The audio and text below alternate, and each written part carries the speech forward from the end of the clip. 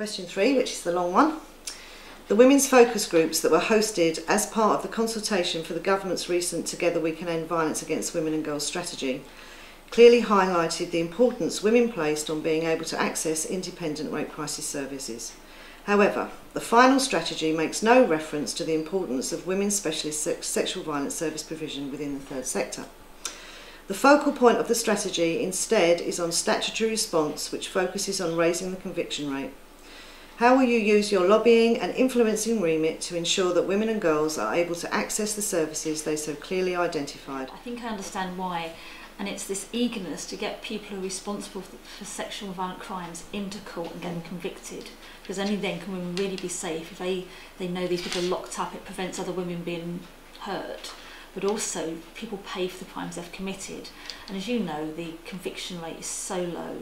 There's this dreadful case in the papers at the moment about the 14-year-old girl who's murdered somebody after making the investigation being whether or not he's assaulted her or not. Police weren't taking action and she's murdered. Now, we don't know the circumstances of that at the moment. It just shows the impact it can have if a case doesn't go to court and somebody isn't convicted. So I understand why there's an emphasis on conviction. Having said that, we've got to get women to report the case in order for there to be a conviction. I don't think they're going to report the case unless the support is there in the first place for them to come forward. So there's got to be a dual role in this. One, get the convictions, because if we can get the convictions, it proves to women that we can convict the men who are responsible, but we need to give the backup support for them to come forward in the first. So I think we're concentrating on one, understandably, but to the detriment of the other, and it seems to me that these hang together. Yeah. So we would say that the two things are complementary, but that it's a top-heavy approach now. Now, if that continues, that top-heavy approach... I wouldn't call it top-heavy, I just think the emphasis is an imbalance on the emphasis. There's an imbalance more than top-heavy. But if that continues into the coming year, then that threatens the provision of women-only services. So I think the argument I would make, and the case I've made on this, is to say we want to increase convictions, we all want to see convictions increase, but if we genuinely want to do that, we've got to provide the backup and the support at the sort of the front end, otherwise we're not going to see the convictions. So that's how I would make the case of the support for sort of independent advice, counselling, welfare services in the first place, because unless we have that, women aren't going to go to court without that support. You know, I think as a woman MP, I perhaps do have more women would come to me with these kind of issues than would go to a male MP sometimes. You know, we've sat with a box of tissues where we work out who's the best person to talk to and get counselling, and sometimes it's after the event and they just need to talk to somebody about it.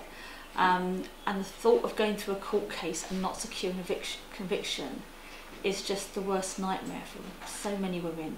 So if we can help and support at the beginning of the case to see that we can bring justice by convicting people who are responsible for sexual assault, sexual violence, rapes, then that's a good thing. But it is getting the balance a bit better than I think that's in the report. So what we have currently is 3 manifestos.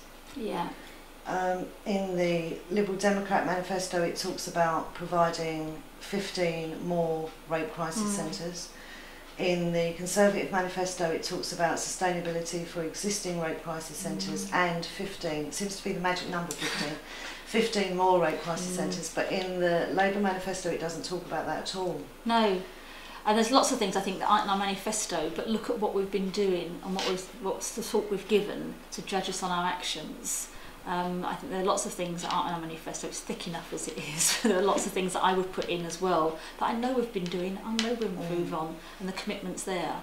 So, judge us on what we've done so far and how far we've brought this issue. When we came in, nothing was there, it wasn't being talked about, it wasn't thought of as government responsibility.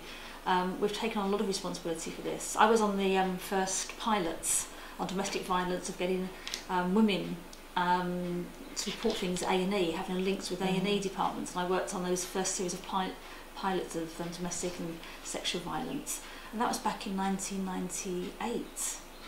And those things now that we take for granted that almost everywhere were revolutionary at the time. So I think we've come a long way, but there's still more. I'm not satisfied yet, there's still more we need to do. Can I ask you some general questions, which is where I started really, which is, I looked at the Fawcett Society website this morning, and the Fawcett Society is a women's national organisation that's talking around about the fact that there's no real focus on how any policy would affect women within this election, and it is remarkably not there. So we have TV debates, three men.